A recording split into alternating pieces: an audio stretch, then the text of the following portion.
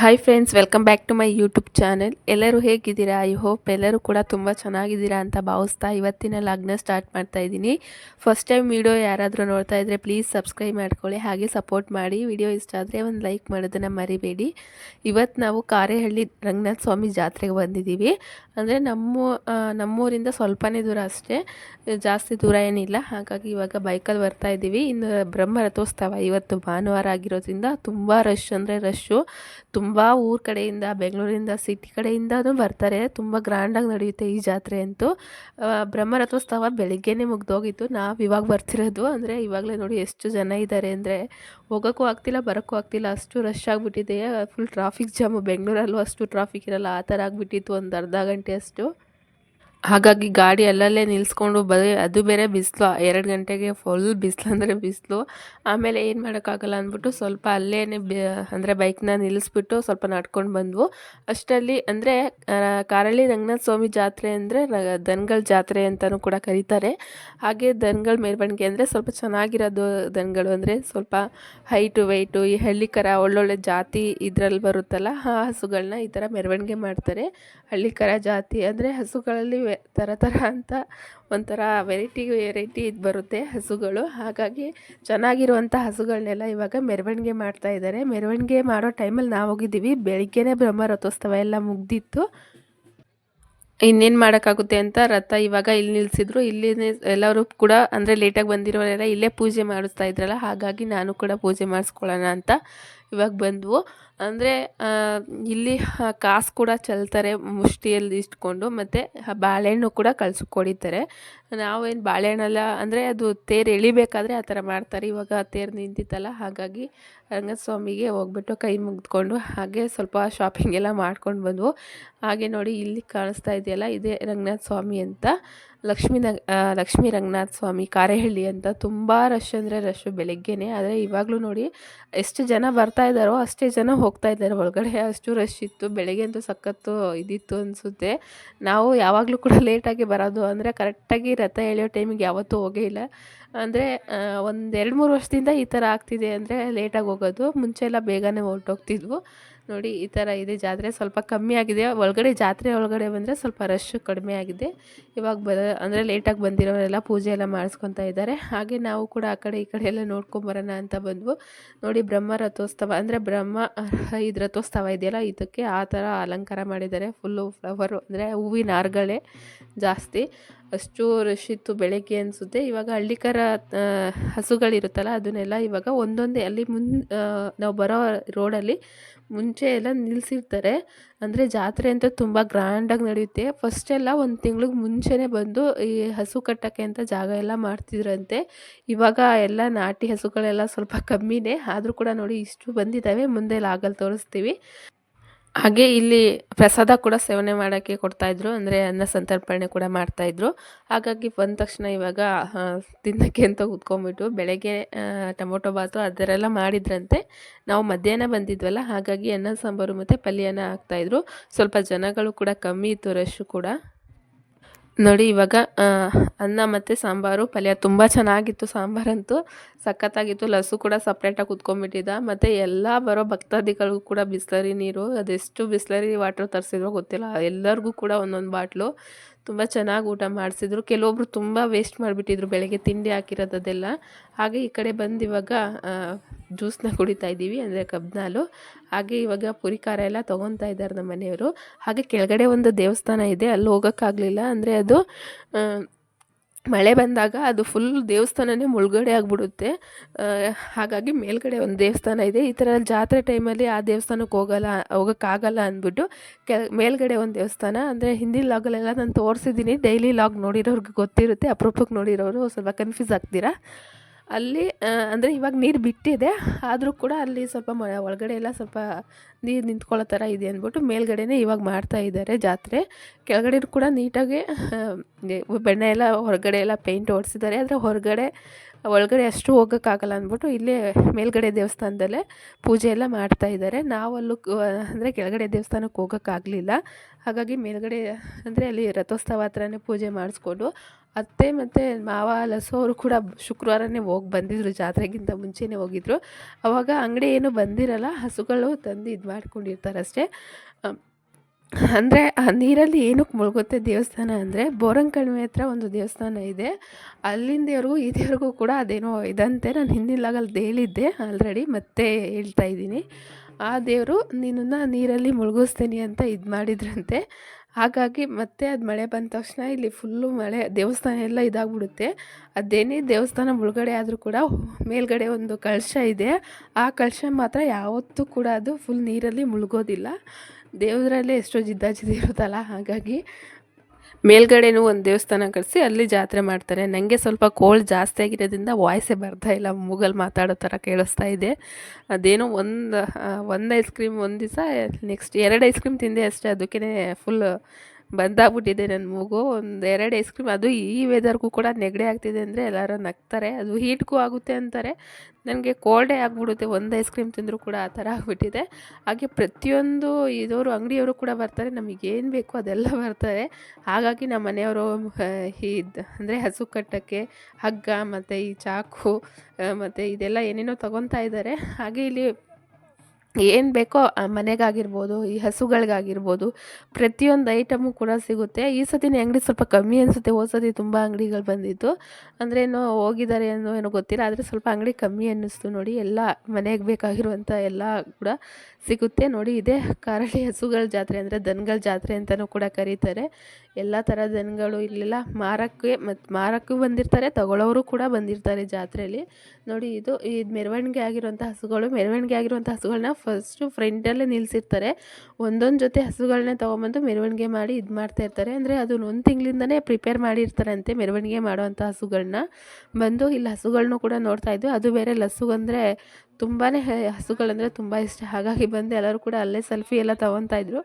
ನಾವು ಕೂಡ ಹಾಗೆ ವೀಡಿಯೋ ಎಲ್ಲ ಮಾಡಿಕೊಂಡು ನೋಡಿ. ತುಂಬ ಚೆನ್ನಾಗಿದೆ. ಹಳ್ಳಿಕಾರು ಮತ್ತು ಇದು ಯಾವುದ್ಯಾವುದೋ, ನಂಗೆ ಹಳ್ಳಿಕಾರು ಒಂದೇ ಗೊತ್ತಿರೋದು ಅದು ಹೆಸರು, ಹಾಗಾಗಿ ಪದೇ ಪದೇ ಅದನ್ನೇ ಹೇಳ್ತಾ ಇದ್ದೀನಿ. ಬೇರೆ ಬೇರೆ ಅದ್ರ ಹೆಸರು ಗೊತ್ತಿಲ್ಲ ನಂಗೆ ಅಷ್ಟೊಂದು. ಹಾಗೆ ಇವಾಗ ಹಸುಗಳನ್ನೆಲ್ಲ ನೋಡ್ಕೊತ ಇವಾಗ ಇನ್ನೇನು ಮನೆ ಕಡೆ ಹೊರಡೋಣ ಅಂತ ಬಂದ್ವು. ಈ ಲಸುಗೆ ಸ್ವಲ್ಪ ಹಸು ಅಂದರೆ ಜಾಸ್ತಿ ಇದು, ಹಾಗಾಗಿ ಅವನು ಸ್ವಲ್ಪ ಹೊತ್ತು ಅಲ್ಲೇ ನಿಂತ್ಕೊಂಡು ನೋಡೋಣ, ಒಳಗಡೆ ಎಲ್ಲ ಹೋಗಿ ನೋಡೋಣ ಅಂತ ಇದ್ದ. ಅಂದರೆ ಇನ್ನೇನು ಟೈಮ್ ಆಯಿತು, ಅದು ಸೋನಿ ಇರ್ತಾ ಇರಲಿಲ್ಲ, ಅವಳಿಗೆ ಸ್ವಲ್ಪ ಸುಸ್ತಾಯಿತು ಅವಳು ನಡೆದು. ಹಾಗಾಗಿ ಅವಳು ಹೋಗೋಣ ಅಂತ ಅವಳು ಸ್ವಲ್ಪ ಹಠ ಮಾಡ್ತಿದ್ಲು. ಇವನು ನಿಂತ್ಕೊಂಡು ಇಲ್ಲೇ ಹಸು ನೋಡೋಣ ಅಂತ ಅವನು. ಇಬ್ಬರು ಒಂದೊಂದು ಥರ ಇದ್ದರು. ಹಾಗಾಗಿ ಇನ್ನೇನು ಎಲ್ಲ ತೊಗೊಂಡಿದ್ದೀವಿ, ಜಾತ್ರೆ ಕೂಡ ಮುಗೀತು, ಇನ್ನೇನು ಹೋಗೋಣ ಅಂದ್ಬಿಟ್ಟು ಇವಾಗ ನಾವು ಕೂಡ ಸ್ವಲ್ಪ ಹೊತ್ತು ನಿಂತ್ಕೊಂಡು ಹೋಗೋಕ್ಕೆ ಅಂತ ಇವಾಗ ಬರ್ತಾಯಿದ್ದೀವಿ. ನಾವು ಬೇರೆ ಅದು ಬೆಳಗ್ಗೆ ಅಂದರೆ 2 ಗಂಟೆಗೆ ಬಂದಿದ್ದಲ್ಲ, ಆವಾಗ ಸ್ವಲ್ಪ ಜಾಸ್ತಿ ರಶ್ ಇತ್ತು ಅಂದ್ಬಿಟ್ಟು ಆ ಕಡೆ ತೊಗೊಂಡೋಗಿ ಗಾಡಿ ನಿಲ್ಲಿಸ್ಬಿಟ್ಟಿದ್ದೀವಿ. ಮತ್ತು ಅಲ್ಲಿ ಸ್ವಲ್ಪ ನಡ್ಕೊಂಡು ಹೋಗಬೇಕಾಗುತ್ತೆ ನೋಡಿ.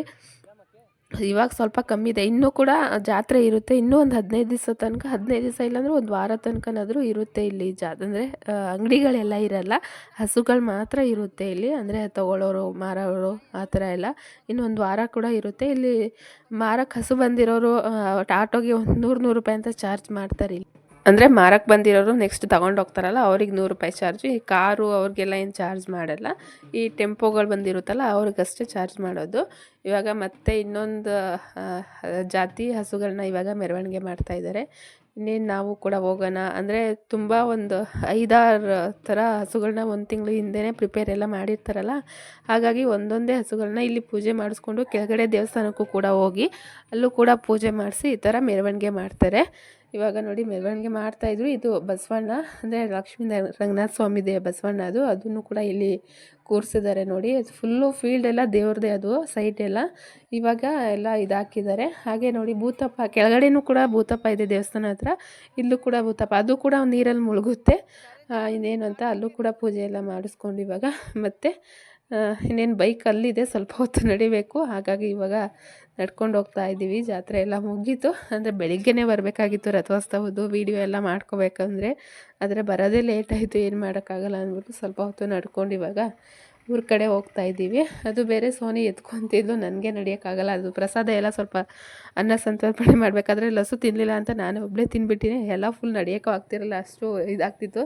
ಅಂದರೆ ತುಂಬ ಜನ ವೇಸ್ಟ್ ಮಾಡಿದ್ದು. ಪ್ರಸಾದ ಸಿಗೋದೇ ಅಪರೂಪ ದೇವ್ರದ್ದು, ಹಾಗಾಗಿ ಎಲ್ಲರೂ ಬಿಸಾಕೋದೇನಕ್ಕೆ ಅಂದ್ಬಿಟ್ಟು ಲಸು ಅವ್ರಿಗೆ ಸ್ವಲ್ಪ ಜಾಸ್ತಿ ಹಾಕ್ಬಿಟ್ಟಿದ್ರು ಅಂದ್ಬಿಟ್ಟು ಅವ್ನು ತಿನ್ನಲಿಲ್ಲ. ಹಾಗಾಗಿ ನಾನು ತಿಂದೆ. ಫುಲ್ ಲೋಡ್ ಆಗಿಬಿಟ್ಟಿತ್ತು. ಹಾಗಾಗಿ ಅವಳನ್ನ ಸಮಾಧಾನ ಮಾಡಿಕೊಂಡು ನಡೆಸ್ಕೊಂಡು ಇವಾಗ ಬರ್ತಾಯಿದ್ದೀವಿ ನೋಡಿ. ಹಾಗೆ ಬರಬೇಕಾದ್ರೆ ಇಲ್ಲೇ ನಮ್ಮೂರ ಹತ್ರ ನಮ್ಮ ಮನೆಯವರು ಅದೇನೋ ಇದು ಚಾರ್ಜ್ ಇದು ತರಬೇಕು ಶೆಲ್ಲು ಅಂದ್ಬಿಟ್ಟು ಇಲ್ಲಿ ಇಳಿಸೋದ್ರು. ಮಕ್ಕಳು ಕೂಡ ಸೈಲೆಂಟಾಗಿ ಇಬ್ಬರು ನಿಂತಿದ್ರು. ಆ ಕಡೆಯಿಂದ ಇವನು ಜ್ಯೂಸ್ ತೊಗೊಂಬ ಅಂತ ಕಿರಿಸ್ತಾನೆ ಇದ್ದ. ಹಾಗಾಗಿ ಮಕ್ಕಳಿಗೆಲ್ಲ ಜ್ಯೂಸ್ ಕೊಡಬಾರ್ದು ಅಂತಲೇ ಅವನಿಗೂ ಕೂಡ ಆಲ್ರೆಡಿ ನೆಗಡಿ ಆಗಿದೆ. ಆದರೂ ಕೂಡ ಅವನು ಈ ಜ್ಯೂಸ್ ಕುಡಿಯೋದು ಅದೆಲ್ಲ ಬಿಟ್ಟಿಲ್ಲ. ಸೊ ಅಂತ ಇಬ್ಬರು ಅಷ್ಟೇ ಹಠ ಮಾಡ್ತಾರೆ. ಇನ್ನೇನು ಮಾಡೋಕ್ಕಾಗುತ್ತೆ, ಮಕ್ಕಳು ದೊಡ್ಡವರಾಗೋ ತನಕ ನಾವೇನು ಹೇಳಿದ್ರು ಅವ್ರು ಕೇಳಲ್ಲ ಅಂದ್ಬಿಟ್ಟು ಇನ್ನೇನು ಮಾಡೋಕ್ಕಾಗುತ್ತೆ ಅಂತ ನಮ್ಮ ಮನೆಯವ್ರು ಹೋಗಿ ಶೆಲ್ ತೊಗೊಂಡು ಹಾಗೆ ಅಂದರೆ ಇವ್ರು ಹೇಳಿದ ಜ್ಯೂಸು ಕೂಡ ತಂದರು. ಇಲ್ಲೂ ಕೂಡ ಟೂರ್ನಿಮೆಂಟ್ ನಡೀತಾ ಇದೆ. ಇಲ್ಲಿ ಮಾಜಿ MLA ಮಾಧುಸ್ವಾಮಿ ಇದ್ದಾರಲ್ಲ, ಅವರು ಮಗನೂ ಕೂಡ ಬಂದಿದ್ದಾರೆ. ಅಲ್ಲಿ ನಮ್ಮ ಮನೆಯವ್ರು ಹೋಗಬೇಕಾಗಿತ್ತು. ಇನ್ನೇನು ಟೈಮ್ ಆಯಿತು, ಅಲ್ಲೂ ಹೋಗೋಕ್ಕಾಗಲಿಲ್ಲ. ಬೆಳಗ್ಗೆ ಬ್ರಹ್ಮರಥೋತ್ಸವಕ್ಕೂ ಆಗೋಕ್ಕಾಗಲಿಲ್ಲ ಅಂದ್ಬಿಟ್ಟು ಅವ್ರು ಬಂದು ಹೋಗಿದ್ದಾರೆ ಅಂದ್ಬಿಟ್ಟು ಅವರು ಕೂಡ ಇಲ್ಲಿ ಕಿರಿಸ್ತಾ ಇದ್ದರು. ಹಾಗಾಗಿ ಇನ್ನೇನು ಹೋಗೋಕ್ಕಾಗಲ್ಲ ನಡಿ ಅಂದ್ಬಿಟ್ಟು ಅಷ್ಟರಲ್ಲಿ ಬಸ್ಸು ಕೂಡ ಬಂತು. ಅಂದರೆ ಹಳ್ಳಿ ಕಡೆ ಟೈಮ್ ಬಸ್ಸು ಕರೆಕ್ಟಾಗಿ ಒಂದೇ ಸತಿಗೆ ಬರೋಲ್ಲ. 5 ಗಂಟೆಗೆ ಒಂದು ಸರ್ತಿ, 6 ಗಂಟೆಗೆ ಆ ಥರ ಇರುತ್ತೆ. ಸಾಯಂಕಾಲದ ಹೊತ್ತು ಅಷ್ಟೇ, ಇನ್ನು ಮಧ್ಯಾಹ್ನ ಯಾವುದೇ ಬಸ್ ಇರೋಲ್ಲ. ಹಾಗೆ ಅವರು ಕೂಡ ಇವಾಗ ಮನೆ ಹತ್ರ ಬಂದು ನಾವು ಕೂಡ ನೋಡಿ ಬಂದ ತಕ್ಷಣ ಜ್ಯೂಸು ಅದು ಇದು ಎಲ್ಲ ಎತ್ಕೊಂಬಂದಿದ್ದಾರೆ. ನಾವು ಅಂದರೆ ಜಾತ್ರೆಯಲ್ಲಿ ಏನು ತಂದು ಅಂದರೆ ನೋಡಿ ಇವರಿಬ್ಬರು ಕೂಡ ಇವಾಗ ಆಲ್ರೆಡಿ ಕಿತ್ತಾಡ್ತಾ ಇದ್ದಾರೆ. ಅದು ನನ್ನ ಕಲರು, ಇದು ನಿನ್ನ ಕಲರು ಅಂತ. ಅಂದರೆ ಈ ಪೀಮ್ ಅಂತ ಓದೋದಿರುತ್ತಲ್ಲ, ಅದು ಇವಾಗ ಊದ್ತಾನೆ ಇರ್ತಾರೆ. ಹಾಗೆ ಮನೆ ಹತ್ರ ಬಂದು ಇವಾಗ ನೋಡಿ ಇಷ್ಟೇ ತಂದಿರೋ, ಜಾಸ್ತಿ ಏನು ತರೋಕೆ ಹೋಗಲಿಲ್ಲ. ಏನೇನು ತೊಗೊಂಡ್ರು ₹100 ಎಲ್ಲ ಕೂಡ ಫಿಕ್ಸ್ ಮಾಡಿ ಇಟ್ಬಿಟ್ಟಿದ್ದಾರೆ ₹100 ಅಂತ. ಹಾಗಾಗಿ ನಾನು ಸೋನಿಗೆ ₹200 ಆಯಿತು ಬಳೆಗೆ. ಹಾಗಾಗಿ ನಾನು ಇನ್ನೇನು ತೊಗೊಳಕ್ಕೆ ಹೋಗಲಿಲ್ಲ. ಅಂದರೆ ಇನ್ನು ಒಂದು ತಿಂಗಳು ಇಲ್ಲ, ನಮ್ಮೂರ ಜಾತ್ರೆ ಬರ್ತಾಯಿದೆ, ಕರಿಯಮ್ಮ ದೇವಿ ಜಾತ್ರೆ ಅಂತ ಚಿಕ್ಕಬಿದ್ರೆ, ಅಲ್ಲಿ ತೊಗೊಂಡ್ರೆ ಆಗುತ್ತೆ ಅಂತ ಇವರು ಹೇಳಿದ್ದೆ ರೇಟು ₹200 ಉಳಿದೇ ಆಯಿತು. ಇನ್ನೇನು ತೊಗೊಳ್ಳೋಣ ಅಂತ ನಾನು ಸುಮ್ಮನಾದೆ. ನೋಡಿ ಇಷ್ಟೇ ತಂದಿದ್ದು ಜಾತ್ರೆಯಿಂದ ಮೇಕಪ್ ಐಟಮ್ಸು ಅಂತ. ಮತ್ತು ಇದು ಫೋನು, ಇದು ಫೋನ್ಗೆ ಮೇಲ್ಗಡೆ ಟೆಂಪ್ರರಿ ಕವರ್ ಹಾಕ್ಕೊಟ್ಟಿದ್ದಕ್ಕೆ ಫ್ರೀಯಾಗಿ ಕೊಟ್ಟಿರೋದು ₹100 ಅಷ್ಟೇ ಅದು. ಹಾಗೆ ಅಲ್ಲಿಂದ ಬಂದು ಇವಾಗ ನಮ್ಮ ಹಸು ಸಪ್ಪೆ ಹಾಕಿರಲಿಲ್ಲ. ಹಾಗಾಗಿ ಡಾಕ್ಟ್ರು ಬಂದು, ಅಂದರೆ ಒಂದು ವಾರನೇ ಆಗಿತ್ತದು, ಸಪ್ಪೆನೇ ಹಾಕಿರಲಿಲ್ಲ, ಫುಲ್ಲು ನೋವು ತಿಂತಾಯಿದ್ದು ಫುಲ್ಲು. ಹಾಗಾಗಿ ಡಾಕ್ಟ್ರು ಬಂದು ಈ ಥರ ಅಂದರೆ ಹಸು ಡಾಕ್ಟ್ರು ಇರ್ತಾರೆ ಹಳ್ಳಿ ಕಡೆ, ಅವರೇ ಬಂದು ನೋಡೋಗೋಕ್ಕೆ. ಅವ್ರು ಬಂದು ಇವಾಗ ಕ್ಲೀನ್ ಮಾಡ್ತಾಯಿದ್ದಾರೆ. ಅಂದರೆ ಡೈಲಿ ಅವರು ಇಂಜೆಕ್ಷನ್ ಅದೆಲ್ಲ ಕೊಡ್ತಾಯಿದ್ರು. ಯಾಕೋ ಇದು ಫಸ್ಟ್ ಹೆರಿಗೆ, ಇದು ಹಸುದು ನೋಡೋಕ್ಕೆ ಎಷ್ಟು ಎದ್ದಾಳ ಥರ ಇದೆ. ಅದು ಇದು ಫಸ್ಟ್ ಹೆರಿಗೆ ಆಗಿರೋದ್ರಿಂದ ಅದಕ್ಕೆ ನೋವು ಅದೆಲ್ಲ ಗೊತ್ತಾಗ್ತಿಲ್ಲ ಸರಿಯಾಗಿ. ಸಪ್ಪೆ ಕೂಡ ಹಾಕಿಲ್ವಲ್ಲ, ಹಾಗಾಗಿ ಸ್ವಲ್ಪ ನೀರು ಕುಡಿಯೋದು, ಬೂಸ ಮತ್ತು ಹುಲ್ಲೆಲ್ಲ ತಿನ್ನೋದು ಸ್ವಲ್ಪ ಕಡಿಮೆ ಮಾಡಿದ್ದು. ಹಾಗಾಗಿ ನಾವೇ ತೆಗ್ಸೋಣ ಅಂದ್ಬಿಟ್ಟು ಇವಾಗ ತೆಗ್ಸಿದ್ದೀವಿ. ಆದರೂ ಕೂಡ ಅದು ಒಂದೇ ಸತಿ ಕ್ಲಿಯರ್ ಆಗೋಲ್ಲ, ಅದು ಸ್ವಲ್ಪನೇ ಕ್ಲಿಯರ್ ಆಗುತ್ತೆ ಅಂದ್ಬಿಟ್ಟು ಸ್ವಲ್ಪನೇ ಬಂದು ತೆಗಿತಾ ಇದ್ದಾರೆ. ಇದು 2-3 ದಿವಸ, 3ನೇ ದಿವಸ ಇದು ತೆಗಿತಾ ಇರೋದು. ಅವ್ರು ಬಂದು ಇವಾಗ ತೆಗೆದು ಇಂಜೆಕ್ಷನ್ ಹಾಕಿ ಹೋಗ್ತಾ ಇದ್ದಾರೆ.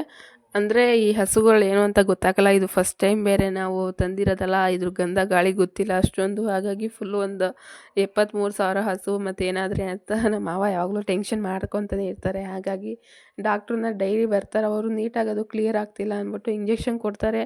ಆದರೂ ಕೂಡ ಆ ಸಪ್ಪೆ ಬೀಳ್ತಾ ಇಲ್ಲ. ಇಂಜೆಕ್ಷನ್ಗೂ ಕೂಡ ಟಾನಿಕ್ ಹೇಳಿದ್ದಾರೆ, ಟಾನಿಕ್ ಹಾಕಬೇಕು ನೋಡೋಣ ಅಂತ. ಮತ್ತು ಬೇರೆ ಯಾರು ಕೂಡ ಹಿಂಗೆ ಹೇಳ್ತಾ ಇರ್ತಾರೆ, ಮೂಲಂಗಿ ತಿನ್ನಿಸಿ ಮತ್ತು ಬೆಂಡೆಕಾಯಿ ತಿನ್ನಿಸಿ, ಅಂದರೆ ಬೆಲ್ಲದ ನೀರು ಅದೆಲ್ಲ ಕುಡಿಸಿ ಅಂತ. ಆದರೂ ಕೂಡ ಅದಕ್ಕೇನು ಇದಾಗ್ತಿಲ್ಲ. ಅದು ನೆಕ್ಸ್ಟ್ ನಾಳೆ ಕೂಡ ತೆಗಿತೀನಿ. ಒಂದು ಟಾನಿಕ್ ಕೇಳ್ತೀನಿ ತೊಗೊಂಬನ್ನಿ ಅಂದರು. ಆ ಟಾನಿಕ್ ತಂದು ಹಾಕಿ ನೋಡಿ. ಅದು ಅಂದರೆ ಆ ಟಾನಿಕ್ಕು ಫುಲ್ ಗರ್ಭಾಶಯನ ಪೂರ್ತಿ ಕ್ಲೀನ್ ಮಾಡುತ್ತಂತೆ. ಅದೊಂದು ಬರ್ಕೊಟ್ಟಿದ್ದಾರೆ.